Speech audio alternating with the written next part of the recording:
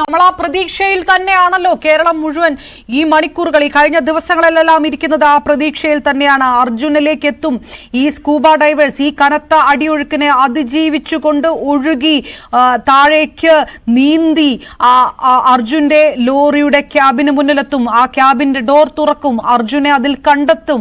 ആ ഒരു കാര്യത്തിന് വേണ്ടി തന്നെയാണ് നോക്കിയിരിക്കുന്നത്. അർജുന്റെ കുടുംബം മാത്രമല്ല, ഈ കേരളത്തിലുള്ളവരെല്ലാം തന്നെ മണിക്കൂറുകളായി ദിവസങ്ങളായി കാത്തിരിക്കുന്നത് അതിനുവേണ്ടിയാണ്. അപ്പോഴും ചില വെല്ലുവിളികൾ കൃത്യമായി മുന്നിൽ നിൽക്കുന്നു. ഇത്രയധികം രക്ഷാദൗത്യ സംഘാംഗങ്ങൾ അവിടെ ഉണ്ടെങ്കിൽ പോലും ആ വെല്ലുവിളികൾ ഒരു ചോദ്യചിഹ്നമായി നിൽക്കുന്നത് ഈ പുഴയിലെ അടിയൊഴുക്ക് തന്നെയാണ്. നേരത്തെ ബൈജു പറഞ്ഞതുപോലെ തന്നെ വൈകുന്നേരമായി കഴിഞ്ഞാൽ തെരച്ചിൽ ദുഷ്കരമാകും, തെരച്ചിൽ നിർത്തിവെക്കേണ്ടതായിട്ട് വരും, അടിയൊഴുക്ക് കൂടും.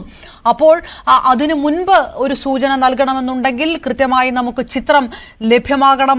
ഈ ബോർഡിന്റെ പരിശോധനയിലൂടെ നമുക്ക് ചിത്രം ലഭ്യമാകണം. അങ്ങനെ ലഭ്യമാകുന്നിടത്ത് അർജുനുണ്ട്, ഈ ക്യാബിനകത്ത് അർജുനുണ്ട് എന്ന തരത്തിലുള്ള ഒരു ചിത്രം നമുക്ക് വ്യക്തമാകണം. അപ്പോൾ വ്യക്തമാകുമ്പോഴാണ് ഡൈവേഴ്സ് സംഘത്തിന് കൃത്യമായിട്ട് ഇറങ്ങാനാകുക. അപ്പോഴും ബൈജു, ഡൈവേഴ്സ് സംഘം ഇറങ്ങുന്നത് അത് ഇനി അടുത്ത ഒരു ചോദ്യം. ഈ പുഴയിലെ അടിയൊഴുക്ക് വലിയ വെല്ലുവിളിയായി പോകുമ്പോൾ അത് ഒഴുക്ക് നിയന്ത്രിക്കാനുള്ള ചില ശ്രമങ്ങളൊക്കെ ഒരു വശത്ത് നടക്കുന്നുണ്ടായിരുന്നല്ലോ. അതായത് ഈ മണ്ണിടിച്ചിലിന്റെ അവശിഷ്ടം വെള്ളത്തിൽ ഉണ്ട്, അത് പിന്നെ മരങ്ങളുണ്ട്, പാറയുണ്ട്, ഇതെല്ലാം വിഷയമാകുന്നു.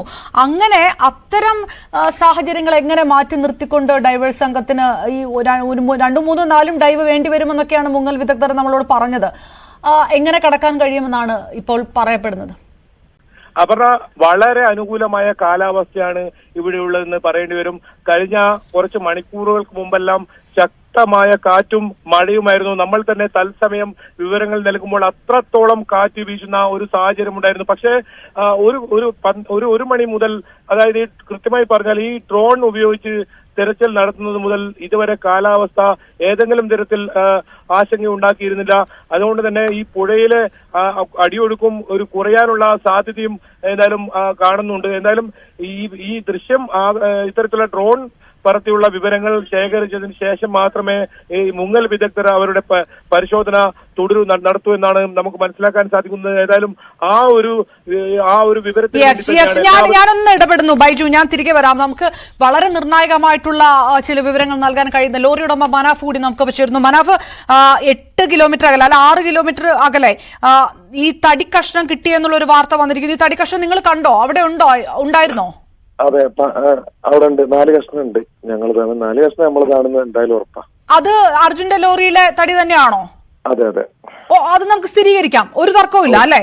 ഇല്ല ഇല്ല. കാരണം അത് കൃത്യമായിട്ട് പറയാൻ കഴിയുന്ന ആൾ നിങ്ങൾ തന്നെയാണല്ലോ. ഈ PA1 എന്ന് രേഖപ്പെടുത്തിയിരുന്നു. ആ എല്ലാ തടി കഷ്ണങ്ങളും അതുണ്ടായിരുന്നോ? അങ്ങനൊന്നും ഉണ്ടാവില്ല. എല്ലാ കഷ്ണത്തിലും ഉണ്ടാവില്ല. അത് ജസ്റ്റ് എന്താ പറഞ്ഞു കഴിഞ്ഞാല് ഫോറസ്റ്റേഴ്സ് ലോഡ് കയറ്റാൻ നേരത്തെ പല മുതലാളിമാരുടെ എന്തുണ്ടാവുമല്ലോ, മരത്തിന്റെ അട്ടി.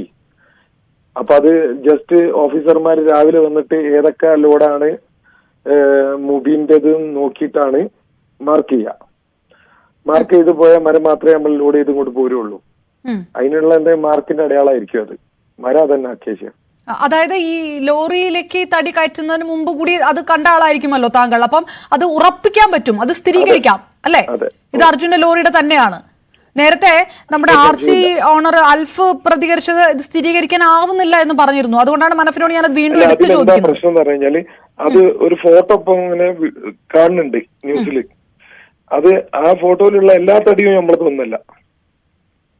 ഹലോ, ഇത് ആരോ കൂടി ഒഴുകിക്കൊണ്ടിരിക്കണ മരം പിടിച്ച് കരക്ക് കയറ്റിട്ടതാണ് അത് സംഭവം. പക്ഷെ ഇപ്പൊ നമ്മൾ ഇവിടെ കണ്ട ആ തടിക്കഷ്ണം PA1 എന്ന് രേഖപ്പെടുത്തിയ തടിക്കഷ്ണം അത് അർജുന്റെ ലോറിയിൽ ഉള്ളതായിരുന്നു അല്ലേ? അതെ അതെ അതെ, അതൊക്കെ അക്കേഷ്യന്റെ കട്ടൻസ് ആണത്. ഓക്കെ മനാഫ്, അങ്ങനെയാണെങ്കിൽ ഇത് 8 കിലോമീറ്റർ അകലെയാണ് ഇത് കിട്ടിയിരിക്കുന്നത്. അപ്പോൾ 12 എന്നൊക്കെ പറയുന്നുണ്ട്. ഏതാ കൃത്യം എന്നുള്ള അറിയില്ല. കിലോമീറ്റർ എത്ര കൃത്യം എന്നുള്ളത് മുബീനെ വിളിച്ചാലേ അറിയാൻ കഴിയുള്ളൂ. 6 തൊട്ട് 8 കിലോമീറ്റർ എന്നാണ് ഇപ്പോൾ നമുക്ക് എല്ലായിടത്തുനിന്നും അറിയുന്ന വിവരം. അത്രയും ദൂരം അത് പോയിട്ടുണ്ടെന്നാണ്. അങ്ങനെയാണെങ്കിൽ മനാഫ്, ഈ 400-അധികം തടികൾ ഉണ്ടായിരുന്നു അല്ലേ?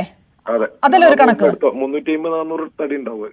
ഓക്കെ, അപ്പൊ ഈ തടികളൊക്കെ അത്രയും ദൂരേക്ക് ഒഴുകിപ്പോയിട്ടുണ്ടെങ്കിൽ വാഹനം പോലും ഒരു പക്ഷേ ക്യാബിന്റെ ഡോറ് തുറന്നു പോകാനുള്ള ഒരു സാധ്യതയോ അങ്ങനെയൊക്കെ വിചാരിക്കുന്നുണ്ടോ? മനാഫിന് എങ്ങനെയാ തോന്നുന്നത്? അതിനെ പറ്റിയിട്ട് എനിക്ക് കൂടുതൽ അറിയില്ല, ക്യാബിൻ തുറന്നു പോയിട്ടുണ്ടോ എന്നുള്ളത്. ഇപ്പൊ ഇത്രയും ദിവസം നമ്മൾ 9 ദിവസം അവിടെ തെരഞ്ഞ സമയത്ത് ഈ തടി കഷ്ണങ്ങൾ കിട്ടിയിട്ടില്ല. പല ആൾക്കാരെ കയ്യിൽ നമ്മൾ എന്താക്കി, ഇതൊക്കെ നമ്മൾ സ്വന്തം പോയിട്ടാട്ടോ അന്വേഷിച്ചത്, വേറെ ഒരു ഉദ്യോഗസ്ഥന്മാര് പോയി അന്വേഷിച്ചതൊന്നുമല്ല. നമ്മൾ സ്വന്തം പോയി എല്ലാ വീട്ടിലും നാട്ടിലും നമ്മളെ സ്വന്തം ഫോൺ നമ്പർ കൊടുത്തിട്ട് പോകുന്നതൊക്കെ ഉണ്ട്. ഇതില് ആരാ വിളിച്ചത് എന്നുള്ള പിന്നെ അറിയാൻ പറ്റുള്ളൂ. മനാഫ്, അപ്പോഴും ഒരു സംശയം ചോദിക്കട്ടെ മനാഫ്, ഇങ്ങനെ ഈ ഇത്രയും ദൂരെ ഒഴുകി കിട്ടിയിരിക്കുന്ന ഒരു തടി, മറ്റു തടികൾ ഒരു പക്ഷേ ഇതിലും ദൂരത്താവാം, അല്ലെങ്കിൽ ചിലപ്പോൾ അടുത്താകാം. അപ്പം എന്തായാലും ആ സ്ഥലത്ത് നിന്ന് ഇത് തെന്നിപ്പോവാനുള്ള ഒരു സാധ്യതയുണ്ടല്ലോ, അതുകൊണ്ടാണല്ലോ ഈ തടി കഷ്ണങ്ങൾ ഒഴുകി പോയിരിക്കുന്നത്.